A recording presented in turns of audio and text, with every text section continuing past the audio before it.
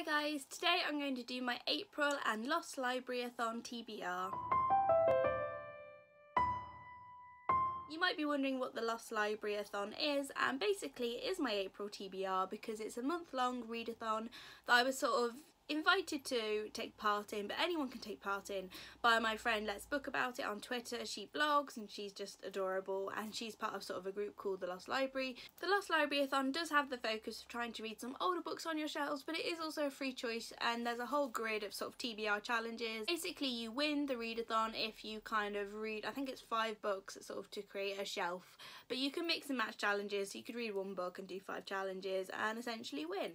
But I've picked quite a hefty TBR because March was a good reading month, but I definitely want to read more this month. I don't have a lot planned, so hopefully I can get through a lot of books. So I'm going to go through my TBR books in relation to the challenges on the grid, which I'll leave all linked down below. The first book I couldn't properly fit into a challenge. It does fit into some, like a book with a pretty cover, because when it's got the dust jacket on, this is gorgeous, or a book written by a female author, so it fits plenty of challenges. But I'm kind of almost not reading it for the readathon because I'm about halfway through this book. I just want to finish it off as quickly as possible in this month so I can get on to the rest of my TBR.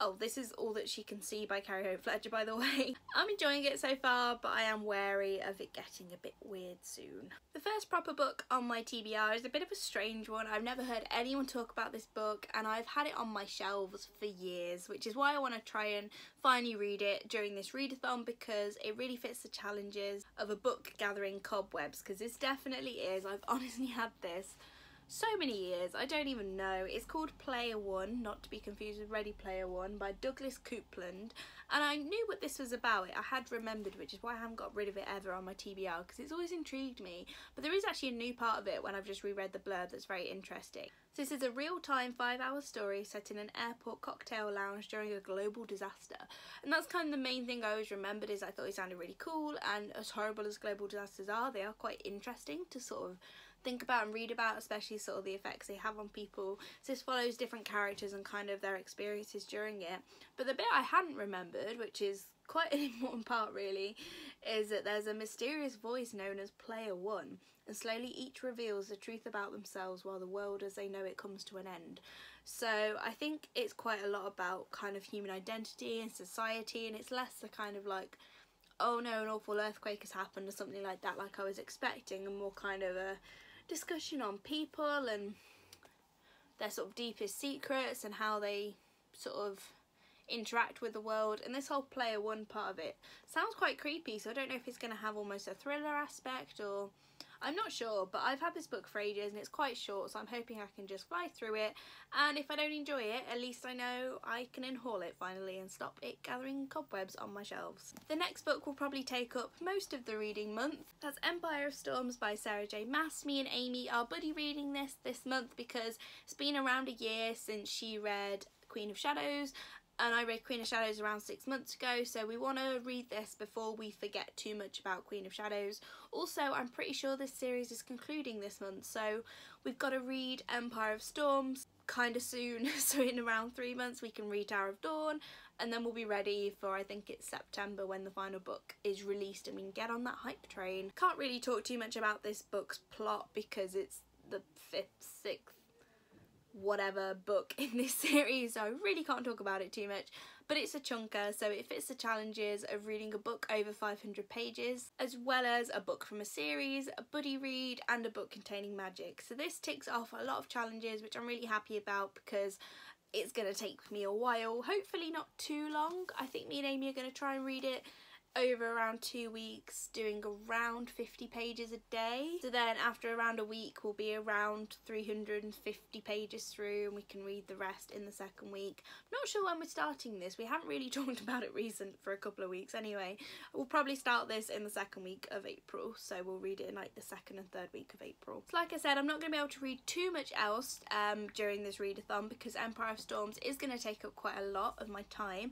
But it's less a Lost Library book. It's not a book I haven't read, but it is a book I haven't read for ages, and that is Looking for Alaska by John Green. I actually have 2 copies here because I have this really gorgeous 10th anniversary edition which Amy got me for my birthday years ago, and I can't, which does actually have dust on top, which proves that I'm due a reread of this. This is really bright, so I'm going to put it down. But yeah, as you can see from the tabs in the top, this has always been one of my favourite books, and I've had this idea for a few months now of rereading John Green's books, but quite slowly and carefully, so they're not particularly long. I mean, it won't take me long to reread this, but I want to really sort of annotate it and write down my thoughts and kind of do a literary analysis of it, because I wanted to do that since Turtles All the Way Down came down, and I want to do like a mini series where I do go through my sort of views on the sort of literary analysis side of reading a book. So it might be 1 or 2 videos a book, I'm not too sure yet, but I wanted to do that this year, so I need to get on it with his first ever book. So there'll be less a review video and more a sort of discussion video, and it's partly because I missed my degree. I miss reading things carefully and annotating books and reading them in that kind of way, but also I just haven't reread John Green's books for a really long time. I used to reread his books and a lot of books all the time, so I want to finally do that this month, starting with Looking for Alaska. And that completes the challenge of rereading a book. And realistically, the last book I'm probably going to get round to this month, I mean there might be others, there's some graphic novels I want to read, things like that, but the main focus is the books I've mentioned. So the last book I'm hoping to read this month is Restore Me by Taherah Mafi. It's finally out in the UK. I did actually manage to grab it early from Foyles, which I was really excited about, and I still haven't read it. I probably won't read this till the end of the month, because even though I'm really excited, the other books are kind of taking priority. But again, I can't really talk too much about the plot of this. It's book 4 in the Shatter Me series. Honestly, I can't remember much of what happened in Shatter Me, so I'm going to hopefully find some sort of recap video, which would be really helpful. And this fits the challenge of a book recently added to your shelf, as well as the free choice challenge, because again, it's brand new, so ideally I wouldn't read it for this readathon, but I would really like to get round to it. And again, it's not too long, I think I can get through it. I just realised I lied, that wasn't the last book I'm hoping to read. I do want to read one more that does kind of fit the whole Lost Library theme of the readathon a little bit better. That's Legend by Mary Lou, because again, I've had this book so long. I must have had this book like 5 years, and honestly, it's really short. I have the audiobook, I think is only like 7 hours, so I feel like I can just fit this in. When I'm reading a book that I don't have an audiobook for, I can just listen to this on the train. And kind of like with Player One, if I don't enjoy it, then at least I know I don't enjoy it, and I can just unhaul it, not read this series and be done with it, rather than it just sitting on my shelf. This fits the challenges of an author that's new to me, also a book gathering cobwebs on my shelves, and the retelling part of it, because it is actually based on a retelling of Les Mis, which I don't really get from the blurb and what I've ever heard anyone say about it, but I do really love Les Mis, so it would be pretty cool if I got really into this, because Les Mis is my thing at the minute. And yeah, hopefully I enjoy this, and I think I can squeeze this in, like I say, with a quick audiobook. So these are all of the books I'm hoping to read this April for the Lost Library-a-thon.